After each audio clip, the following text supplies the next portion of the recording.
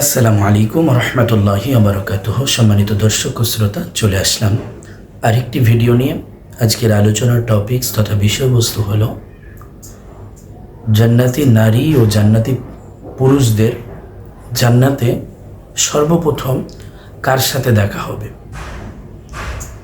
ইনশাল্লাহ এই বিষয়টি নিয়ে আজকে সংক্ষিপ্ত আকারে আলোচনা করব। আলোচনায় যাওয়ার পূর্বে সকলের কাছে অনুরোধ করব, যারা আমার ভিডিওটি দেখছেন এখনও চ্যানেলটিকে সাবস্ক্রাইব করেননি, অবশ্যই চ্যানেলটিকে সাবস্ক্রাইব করে দিবেন এবং ভিডিওটিতে লাইক করে শেয়ার করে দিবেন।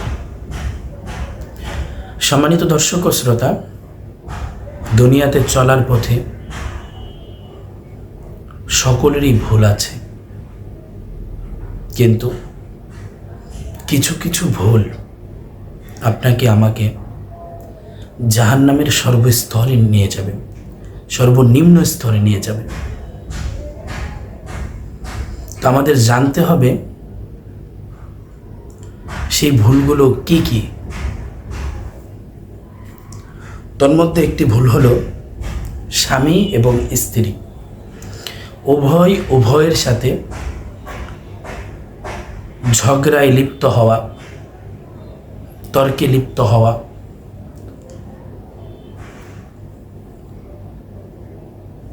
শুধু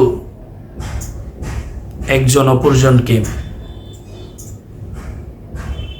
দোষারোপ করা।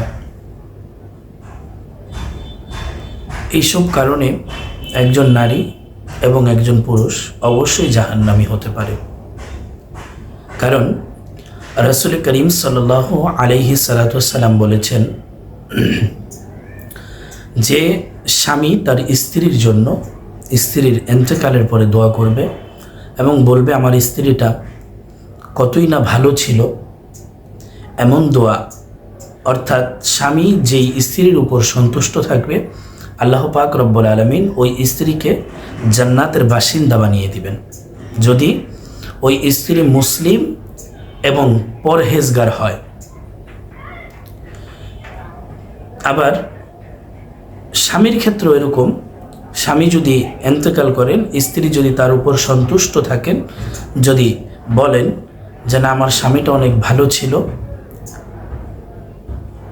তো এই সার্টিফিকেটের কারণে আল্লাহ পাক রব্বুল আলামিন স্বামীকেও জান্নাতের সুউচ্চ মাকাম দান করে দেবেন, যদি স্বামী মুসলিম এবং পরহেজগার হয় এবং ঈমানদার হয়।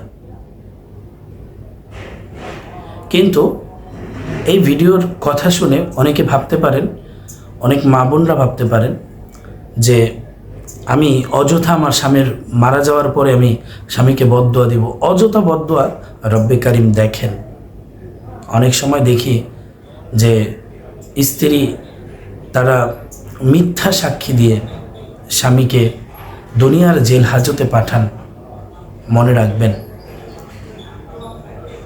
আল্লাহ পাক রব্বুল আলামিন তার প্রিয় হাবিব মুহাম্মদুর রাসূলুল্লাহ সাল্লাল্লাহু আলাইহি সাল্লাম বলেছেন, যদি আল্লাহর পরে কাউকে সিজদা দেওয়ার হুকুম থাকতো, তাহলে স্ত্রীকে বলতো তার স্বামীর পায়ের নিচে সিজদা দেওয়ার জন্য। অতএব স্বামীর সাথে বেয়াদবি, তর্ক বিতর্ক করা যাবে না। আরেকটি কথা হলো যে আমরা স্বামী যারা আছি, তাদের স্ত্রীদের সাথে তারা কখনো খারাপ আচরণ করতে পারবেন না। সুন্দর সাবলীল ভাষায় তাদের সাথে কথা বলতে হবে।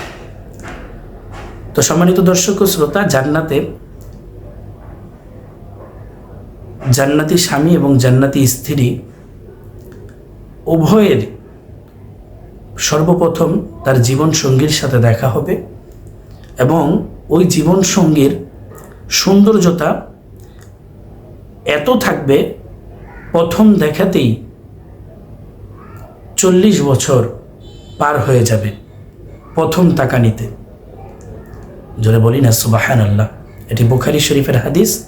আল্লাহ পাক রব্বুল আলামিন আমাদের সকলকে বিশেষ করে যারা স্বামী স্ত্রী আছেন সবাইকে, উভয়কে যেন আল্লাহ পাক কবুল করেন এবং মিলেমিশে থাকার তৌফিক দান করে, তৌফিক দান করুন।